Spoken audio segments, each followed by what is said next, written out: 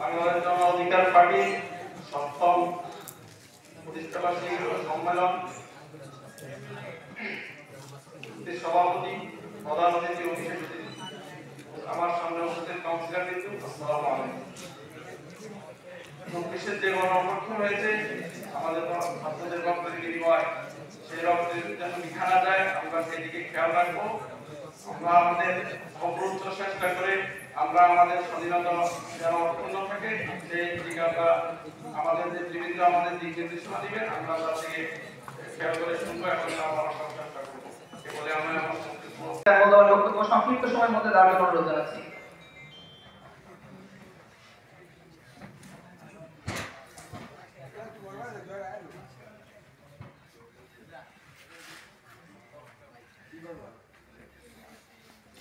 আসসালামু আলাইকুম।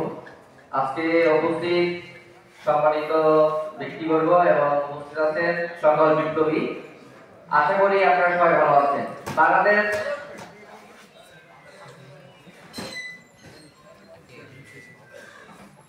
আমাদের মধ্যে এই মুহূর্তে এসে উপস্থিত হয়েছে আজকের অনুষ্ঠানের সম্মানিত প্রধান অতিথি জনাব আমির পুত্র মাহমুদ চৌধুরী। আজকের অনুষ্ঠান থেকে তারুণ্যের বাংলাদেশে এখন প্রত্যেকটা মানুষ স্বাধীনভাবে তারা কথা বলতে পারছে। আমাদের এই বাংলাদেশে আমরা ফ্যাসিস্টদেরকে সরিয়ে, বিরোধীদেরকে সরিয়ে বিগত 16 বছর আমরা দেখেছি আমাদের এই বাংলাদেশে সুষ্ঠুভাবে কোনো নির্বাচন হয়নি। আমরা দেখেছি কোনো আমাদের ভাই ন্যায্য কথা বলতে গেলে তারা তাদের অধিকার থেকে বঞ্চিত হয়েছে। আমরা দেখেছি প্রত্যেকটা রাজনৈতিক দল তাদের যে মৌলিক চাহিদা ছিল সেখান থেকেও তারা বঞ্চিত ছিল। তো আমরা আশা করি আগামী দিনে কোন দলই শুধুমাত্র সেই ফ্যাসিস্ট এবং আওয়ামী লীগ ব্যতীত প্রত্যেকটা রাজনৈতিক দল তাদের রাজনৈতিকভাবে এই বাংলাদেশে কার্যক্রম চালাতে পারবে এবং আমরা জনগণের ভোটাধিকার ফিরিয়ে দেওয়ার জন্য এবং সুস্থ এবং সুশৃঙ্খল একটা রাজনৈতিক পরিবেশে নিয়ে আসার জন্য কিন্তু প্রত্যেকটা রাজনৈতিক দলের নেতারা ইতিমধ্যে কি কাজ করছে। জাতীয়তাবাদী গণতান্ত্রিক আন্দোলনের সম্মানিত মহাসচিব মুমিনুল আমিন ভাইকে তার বক্তব্য সংক্ষিপ্তভাবে পেশ করার জন্য অনুরোধ জানাচ্ছি।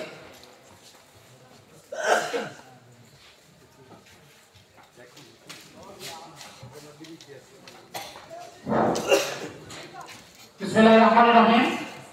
বাংলাদেশ জন অধিকার পার্টি সদ্য নামকরণকৃত জন অধিকার পার্টির সম্মানিত সভাপতি, আমাদের ফ্যাসিবাদ বিরোধী আন্দোলনের রাজপথে লড়াকু সৈনিক ইসমাইল কামালের সভাপতিত্বে আজকে প্রধান অতিথি হিসাবে উপস্থিত আছেন বাংলাদেশ জাতীয়তাবাদী দল বিএনপির মাননীয় স্থায়ী কমিটির সদস্য, আমাদের হাসিনা ফ্যাসিবাদ বিরোধী আন্দোলনের অন্যতম সিপাহসালার আমির খসরু মাহমুদ চৌধুরী।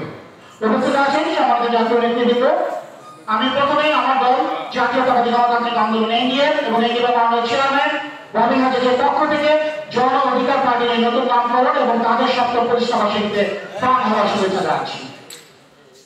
আমি যারা এখানে ঢুকলাম ঠিক আমার ভয় পড়ে গেল, আমাদের রাজনৈতিক দলে এনডিএম এর প্রতিষ্ঠা আমরা এই ভেন্যু থেকে শুরু করেছিলাম আত্মপ্রকাশ এবং প্রথম প্রতিষ্ঠাবার্ষিকী আমরা এই ভেন্যুতেই করেছিলাম।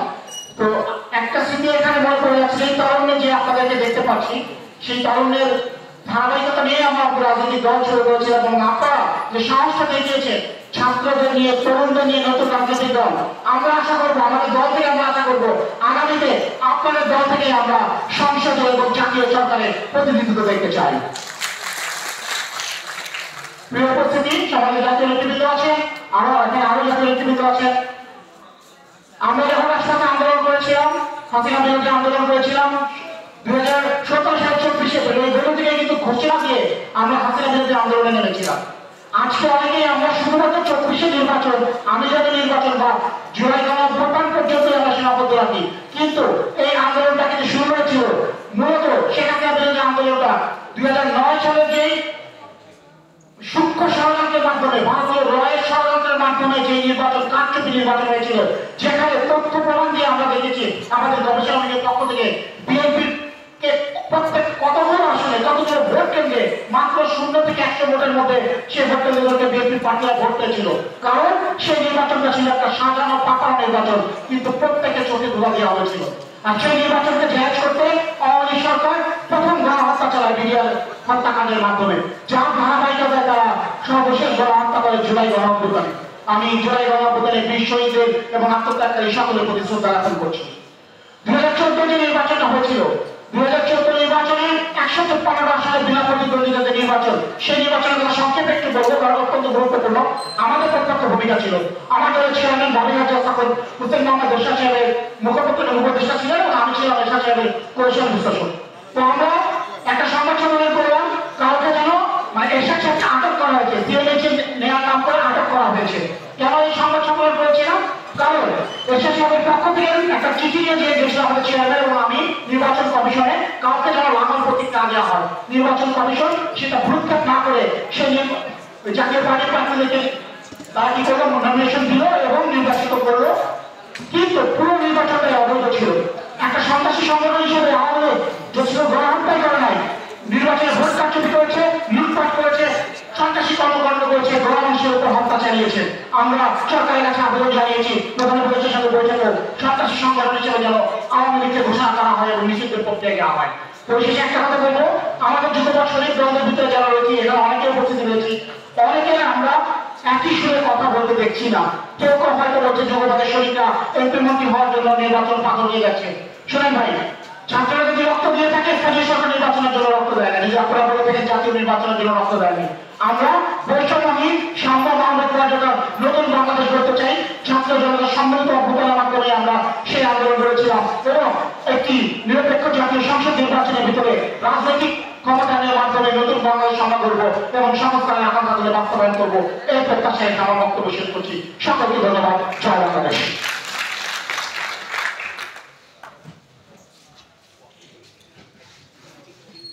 ধন্যবাদ তার গুরুত্বপূর্ণ